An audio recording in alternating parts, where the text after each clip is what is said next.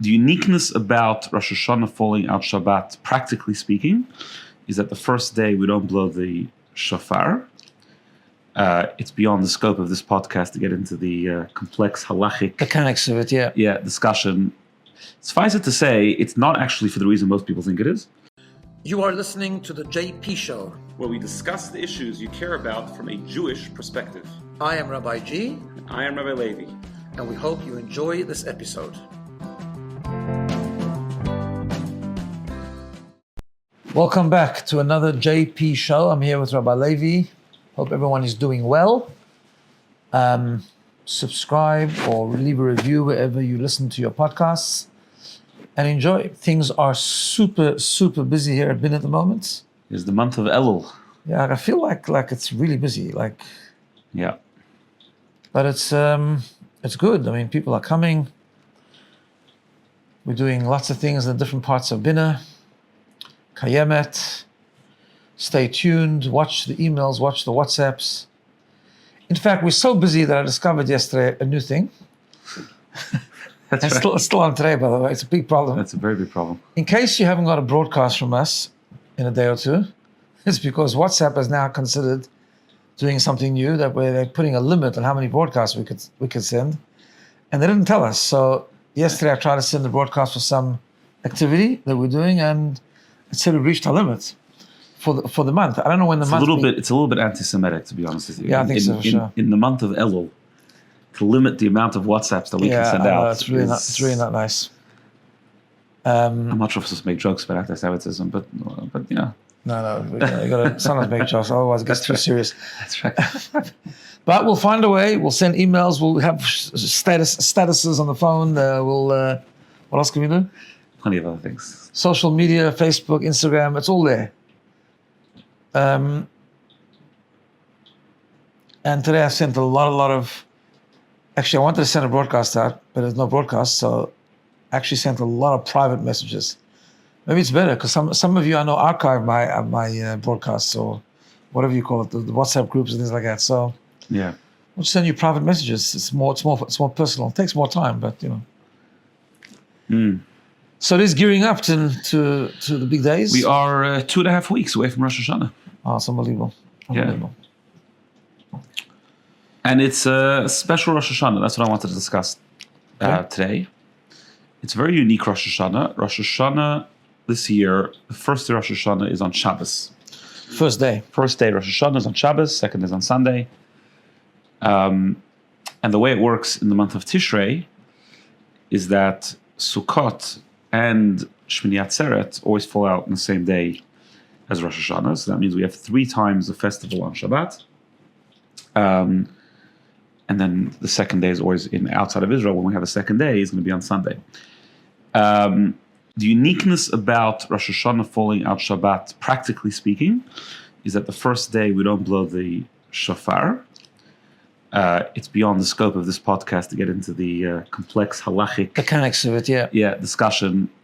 Suffice it to say, it's not actually for the reason most people think it is. Most people think you don't blow the shofar because you're not allowed to blow a musical instrument on Shabbat.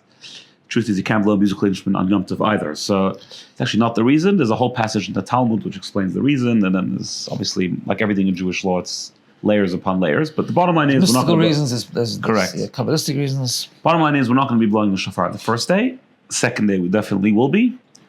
So make sure you, on the Sunday, on the second day of Rosh Hashanah, make sure you find a place to hear the shofar. I'm sure we can help you out. Other shuls, other programs, plenty going on around town. So that means that the first day of the year, the first year of the Jewish year, 5787, is on Shabbos. Yep. There's got to be something significant and special about that. So that's one of the unique things of this year. That the first day is on Shabbos. So let's just talk about why it's so significant, because we have this principle that Rosh Hashanah is called Rosh Hashanah, which means the head of the year, not the beginning of the year. We talk about New Year. New Year means like the beginning of the year, the first day of the year. It's not actually what the translation of Rosh Hashanah is. It's not New Year or New Year's Day or whatever. Rosh Hashanah, like New Year's Eve. Not New Year's Eve, yeah. Rosh Hashanah is the head of the year. Just like in a body, in a physical body, the head impacts the entire body. Everything goes through the brain. Whatever happens in the head affects the entire human being. So too with time. The Rosh Hashanah sets the tone for the year. Like whatever happens in Rosh Hashanah, it's like, that's why Rosh Hashanah we're supposed to also be careful. We're supposed to like pray extra and focus extra. Use out the time. Use out the time because it actually is the head of the year. It's like the brain of the year, right? There's another reason why this year is unique. We'll get to that in a moment, I think. Yeah. But Shabbat being the head of the year is very special because what that does is it makes the entire year a Shabbat type year. What does that mean?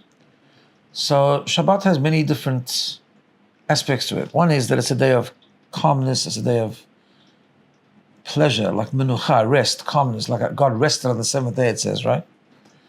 So that's very special because that means we hope that this year, we pray for this coming year to be a much calmer year than one has been, and it's going to be, please God, just a year of calmness, a year of tranquility.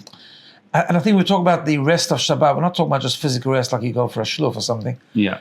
It means like the inner, it's deeper than that. It's like inner peace. Inner peace, inner fulfillment, inner peace of mind. Which actually does not come from just lounging around and doing nothing. Correct. Inner peace, on the contrary, comes from purpose. Yeah. But it's clarity, it's inner peace, it's inner tranquility, it's not inner turmoil. In other words, it's not like we struggle inside, it's more like we're at peace with ourselves, right? So that's an amazing way to start a year. Also, we have this concept, I think Lubavitcher Rebbe explains it in a letter, that Shabbat has this amazing ability, a combination of, on the one hand, it's a very, very holy day. In fact, it's the holiest. Shabbat, I know everyone thinks Yom Kippur is the holiest day, which it is. We say Yom HaKadosh, but there's an aspect of Shabbat that's even holier than Yom Kippur. In the Torah, it describes the holiness of Shabbat. Weekly is a very, very powerful thing. And yet, we always think about holiness as something very spiritual, and yet on Shabbat, the holiness combines with a very physical sort of experience. We actually, it's a mitzvah to have pleasure on Shabbat. That's why it's a mitzvah to eat good food on Shabbat. Doesn't mean you have to overindulge, but it's a mitzvah to have delicacies, to honor the Shabbat with physical food, things that we enjoy. This is actually a scientific thing that you can eat more on Shabbat. I don't mean actual scientific experiments. I think it's just a reality. You never go to a Tuesday dinner with the same amount of food that you sit down on Friday night. You just don't, and you can't physically ingest so much food. But on Shabbat somehow we. I mean, we had a number of months ago. We had a guest at a Shabbat table that was there for the first time and didn't quite realize how we do Shabbat and filled him or herself up in the first course. Yeah. And then learned that there was like 3 courses to come, so soup and meat and dessert, and they were horrified. Anyway, but it seems to be like all that kind of thing. It's just even a Shabbos sleep is a nice thing, right?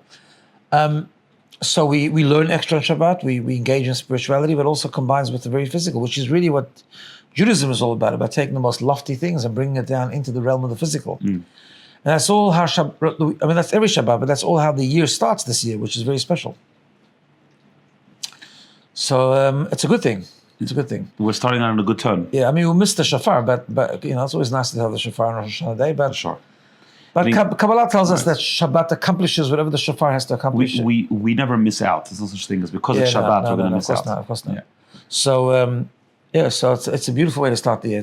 One should understand that it's a thing of blessing, and develop that perspective and come into the year in a real Shabbat way. It's beautiful. The second uniqueness of this year, it's not about Rosh Hashanah necessarily, but the year that we're going into, is that it's a Jewish leap year, which means that there's an extra month of Adar. Right. So the month before Pesach is in Nisan. The month of Adar has 2 months, Adar Rishon and Adar Sheni. So first of all, let me just give a little bit of an explanation why it's like that. And does that have any spiritual significance? Yes, I mean, just understand how leap year works, right? So the Jewish calendar is a strange calendar. It's a lunar year, it's a lunar cycle, but it's not quite. Because the Torah tells us that the festivals are seasonal, which is a sun issue, right? So talk about the northern hemisphere, Pesach is supposed to be in the spring, which makes Sukkot in the winter, in the autumn, whatever. And it's very seasonal. Now, the problem is when you have 12, the way our system of calendar works, when you have 12 months of a lunar cycle, which is about 29 and a half days, some months are 29 days, some days are 30 days, but the cycle of a moon is about 29 and a half days and a bit. And we have a whole system how months work. Yeah. But you end up roughly 11 days short of a lunar year. Right. So the way the system works, in fact, we have a very interesting system today. We work in a 19-year cycle. And in every 19 years, there are 7 leap years where we add a month to catch up to the solar year. So Keep them in sync. So yes, that's why, by the way, people say, oh, Rosh Hashanah is very early this year. Right. It always takes me a second. What does that mean? Rosh Hashanah is always in the beginning of the month of Tishrei. That's right. What that means is it's early in the secular calendar. And usually that means it's going to be a leap year. Right. So when it's very early, you can expect a leap year because that means we're starting to fall behind dramatically, and therefore we have to catch up. Yeah. But we have set years where we have those leap years, right? So again, it also makes it a very special year. The Rebbe would talk about it often, and that is. Well, the first thing is that it's 2 months of Adar. Yeah. And Adar is a happy month. That's true. So we have 60 days. I think the Rebbe spoke about it as well. 60 days of joy, yeah. 60 days of joy. But that's the month which is Purim. Incidentally, just for a fun fact, when we have 2 Adars, Purim is in the second Adar. Right. Right? So, yes, Rosh Hashanah is early this year. Purim will be a bit later this year, and so will Pesach. That's right. But, yeah, so it's two months of joy, which is great. But also there's a concept of this, 2 ideas. First of all, this idea of not, in other words, making it up, right? In other words, when we make something up, that means it's a completion, it's a perfection. So it's a year where we are completing something. We've been falling behind a bit, and now we're completing it, right? So it's a full year, it's a complete year, it's a perfect year, which also represents the completion of the blessings that will come, please God. Number 1. Number 2, also, there's this idea of the sun and the moon, right? So again, we incorporate both the sun and the moon. And the sun and the moon actually represent 2 different things. So in many ways. First of all, the sun is the giver and the moon is the receiver. That's one idea. We call in Hebrew mashpia and makabel. The sun gives the light. The moon has no light of its own, and the moon is a recipient of light. The moonlight that we see is a reflection of the sun, really, right? And we know that both giving and receiving are both very, very important things. Some people find it harder to give. Some people find it harder to receive when they need to. But in a leap year, we sort of bring them together. We show their equal importance, that they're both important. And in our journey of life, we have to do both. And just also represents a stronger connection between us and God, because God is the sun, we are the moon. Yeah. God gives, we receive. And a leap year brings it together, so to speak, in a stronger way. I can't remember if it says it about this, but there's another idea about the sun and the moon, about the difference between consistency and newness. Yep. And some people, like when something's new, it's very exciting, and then you have ups and you have downs, and you come back up, and then the moon sort of waxes and wanes. The sun is the same sun every day. And both have advantages. There's the advantage of being consistent, and there's an advantage in creating some newness and excitement and freshness in our life. And perhaps the leap year represents combining both. Yeah, 100%. So it's an exciting year.